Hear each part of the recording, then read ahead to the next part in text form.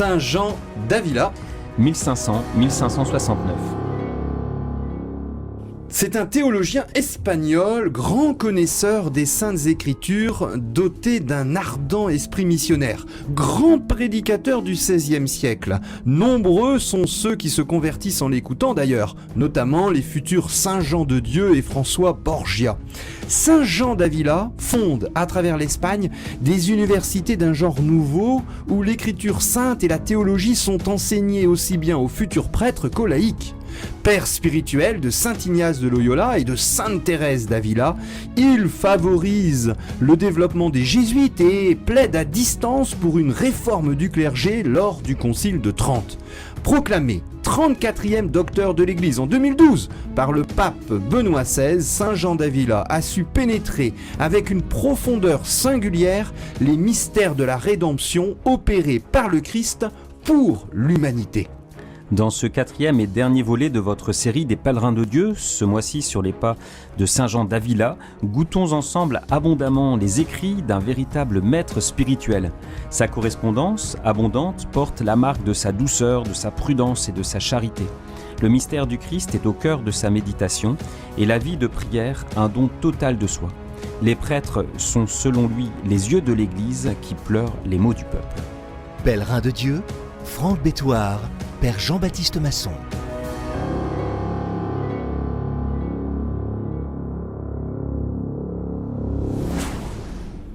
Quel bonheur de se retrouver pour cette 4e émission autour de Saint Jean d'Avila et plus particulièrement sa spiritualité. Alors Saint Jean d'Avila, on pourrait peut-être commencer par le cadre physique, sa physionomie. Nous ne possédons de lui aucun portrait pris sur le vif. Il s'y refusa toujours, ce qui était normal à l'époque, mais on pense que les traits du visage devaient être secs, plaisants, la barbe courte et d'après ses ossements, il devait mesurer près d'1,80 m. Et on va pouvoir évoquer toute son œuvre et cette œuvre de grand docteur de l'Église, il l'a accompli grâce à un planning, un agenda journalier tout à fait bien réglé. Une journée ordinaire pour Saint Jean d'Avila, c'était démarré à 3h du matin. Il dormait très peu, il se reposait de 11h du soir à 3h du matin, donc 4 heures de sommeil, dormant évidemment sur des sarments, donc c'est son ascèse, ou veillant dans la prière les nuits évidemment du jeudi au vendredi. Et au lever, première chose, 3h du matin, il passait 2 heures en oraison, en prière.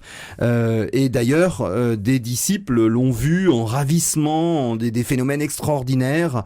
On a vu également, on l'a vu brillant d'une lumière surnaturelle. Durant la matinée, s'il n'avait pas de rendez-vous, parce que c'était un grand père spirituel qui recevait beaucoup, il continuait à prier toute la matinée. Après le repas et la sieste, il faisait une sieste en début d'après-midi, il recevait des visites et enfin, il passait la soirée à écrire des lettres ou à les dicter selon son état de santé, puisqu'on avait vu que les 20 dernières années de sa vie, il va être handicapé.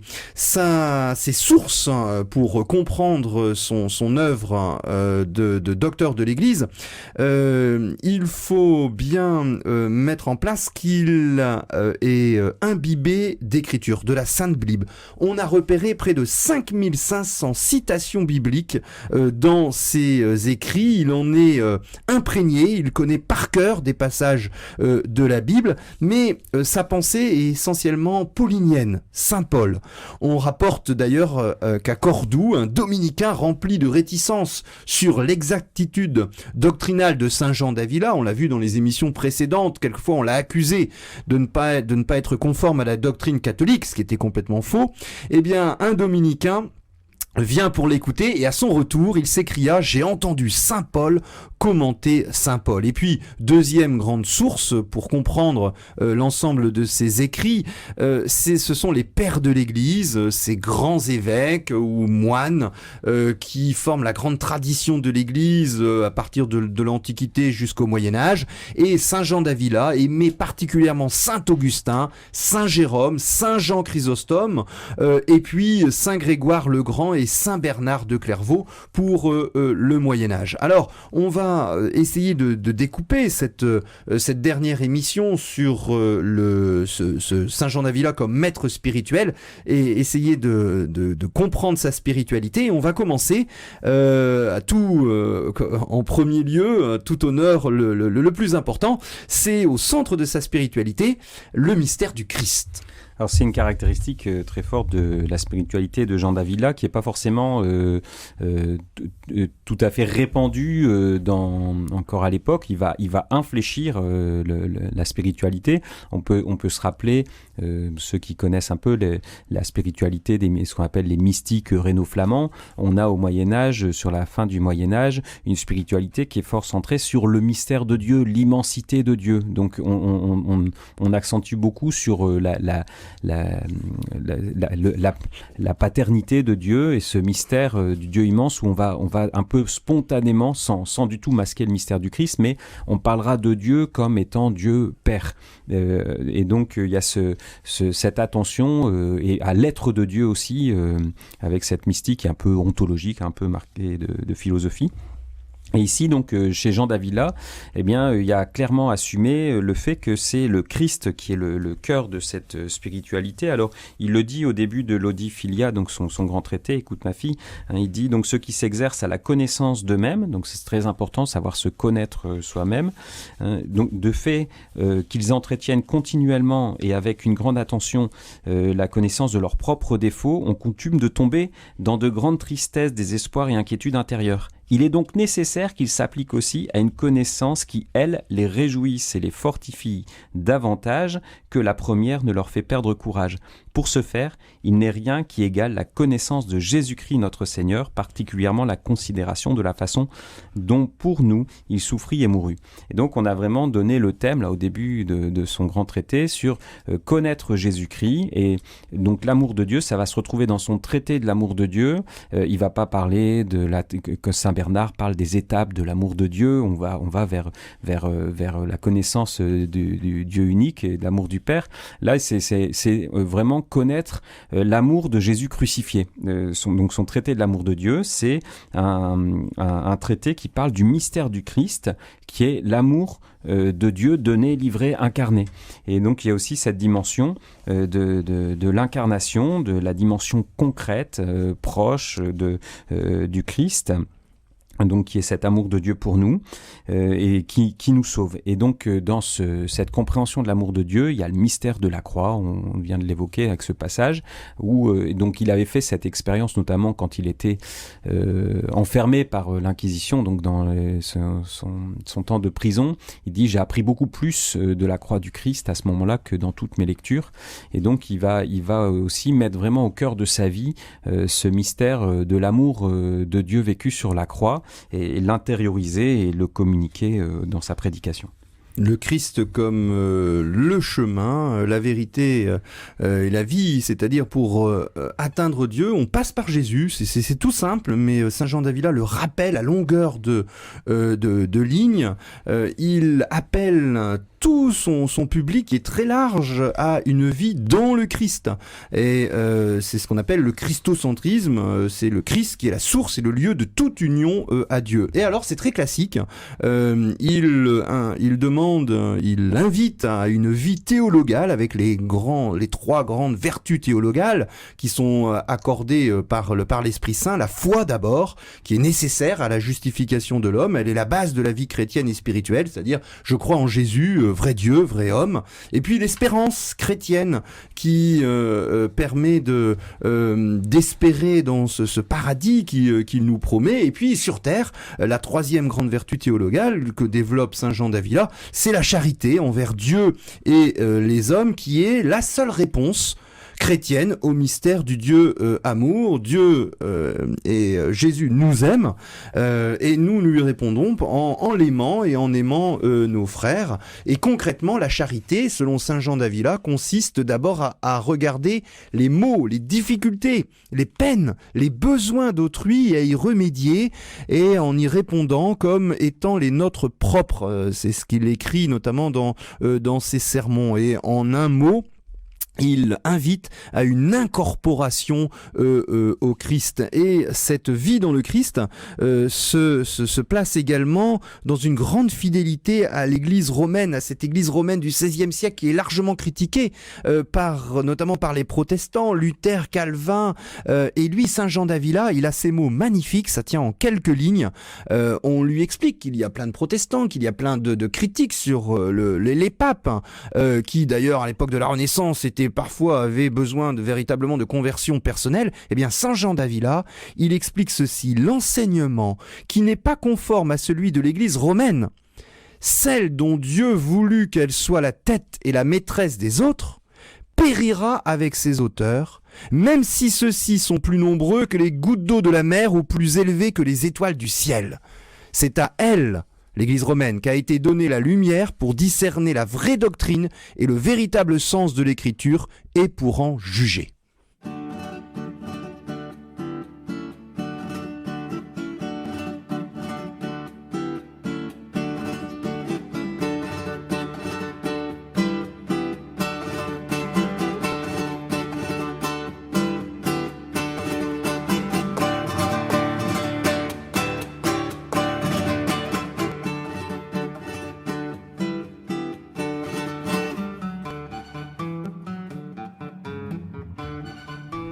Pèlerin de Dieu, Franck Bétoir, Père Jean-Baptiste Masson. Un des aspects principaux, les plus importants de l'œuvre de Jean d'Avila est d'avoir popularisé l'oraison, c'est-à-dire donc d'avoir, quand il écrit l'Odifilia, il écrit pour une femme laïque, et c'est vraiment le but d'introduire dans la vie d'oraison, telle que aussi après, par la suite, Thérèse d'Avila, Jean de la Croix le développeront, mais donc avec une dimension plus populaire chez Jean d'Avila, où il accompagne avec ces trois temps de l'oraison, d'abord de se rendre présent au Christ, donc d'exercer son intelligence, donc ses facultés humaines pour comprendre le mystère du Christ.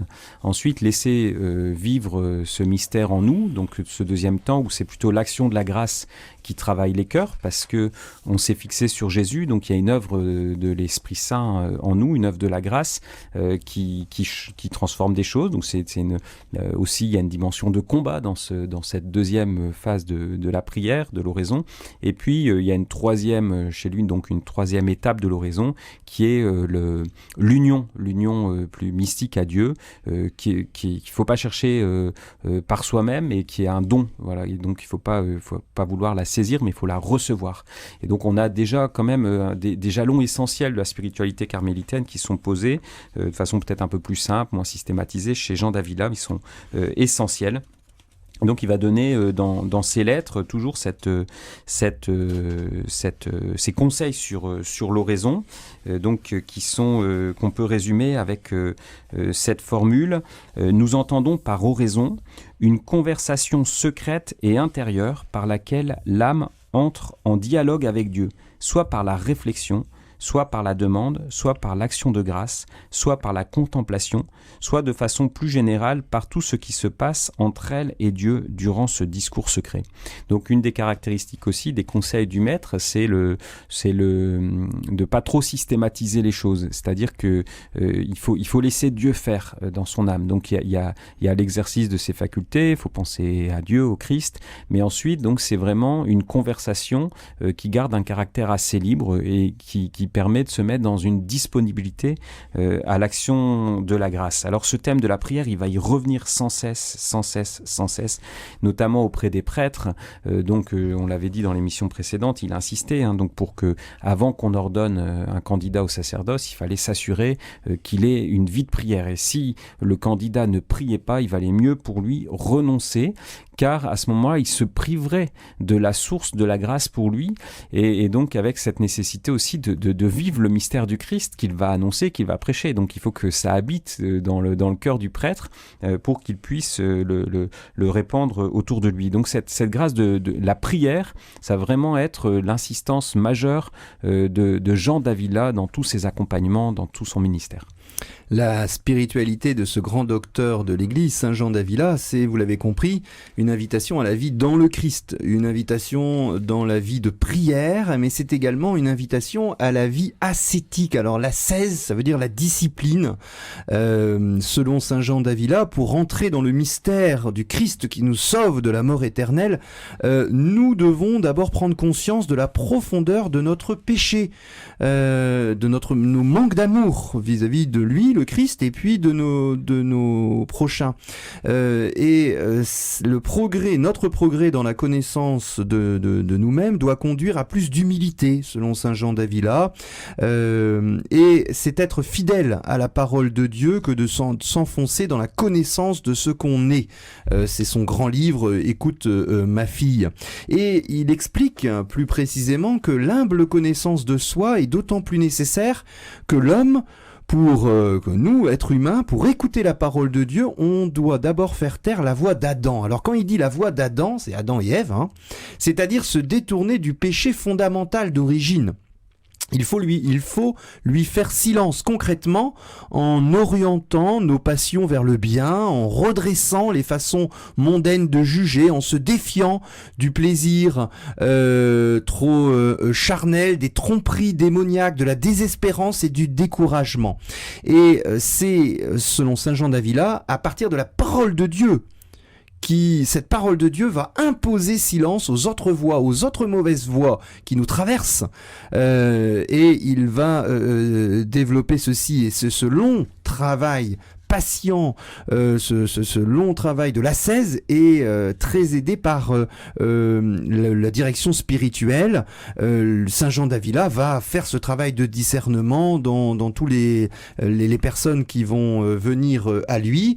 Et là, cette lutte ascétique, cette discipline contre soi-même, n'est pas l'affaire des seuls moyens ordinairement proposés à cette fin. Le Saint Jean d'Avila veut les renforcer et les féconder spirituellement par les grandes dévotions toute simple du chrétien, la passion du Christ, l'Eucharistie, l'Esprit Saint et la Sainte Vierge. Et on peut résumer tout cela par l'abnégation de soi-même. Et finalement, cette vie dans le Christ, cette vie de prière, cette vie d'ascèse, de discipline, débouche sur une véritable vie mystique. Alors cette vie mystique, ce qui est magnifique chez Jean d'Avila, c'est que elle a un caractère très humble et simple et accessible.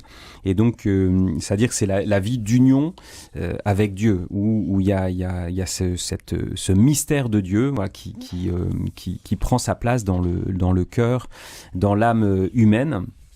Et donc, on y accède d'abord par l'oraison, la prière, on l'a évoqué il y a un instant. Et donc il y a progressivement une marche, donc une avancée vers Dieu. Il s'agit d'abord de tendre l'oreille, donc son grand traité, Audiphilia, écoute ma fille, donc tendre l'oreille pour se laisser appeler, donc le cœur tend l'oreille vers Dieu, et puis il y a cette conversation qu'on évoquait dans la vie de prière, ce dialogue avec Dieu, cette conversation qui conduit à une union à Dieu qui se fait par l'amour. Donc c'est vraiment dans l'amour que l'âme est unie à Dieu, et donc c'est un amour aussi qui renvoie au prochain, et donc qui renvoie à la dimension concrète d'une vie chrétienne qui est tournée vers les pauvres, qui est vraiment évangélique, et dans lequel on sait ouvrir son cœur de façon très concrète. Donc c'est pas du tout un amour mystique éthéré et complètement qui décollé des réalités humaines, mais au contraire, c'est un amour qui renvoie aux pauvres, aux petits, aux faibles, dans lequel le Christ nous attend.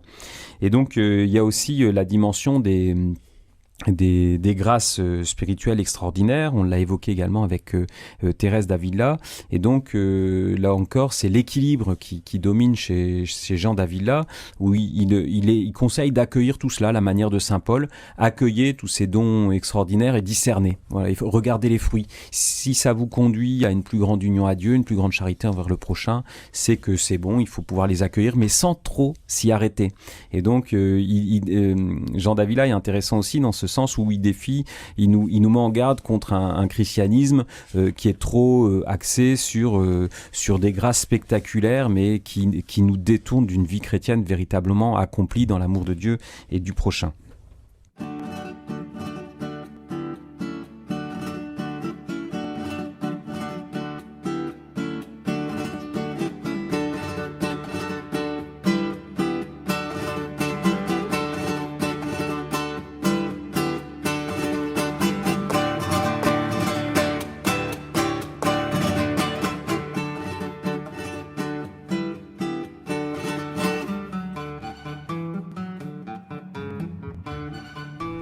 Pèlerin de Dieu, Franck Bétoir, Père Jean-Baptiste Masson.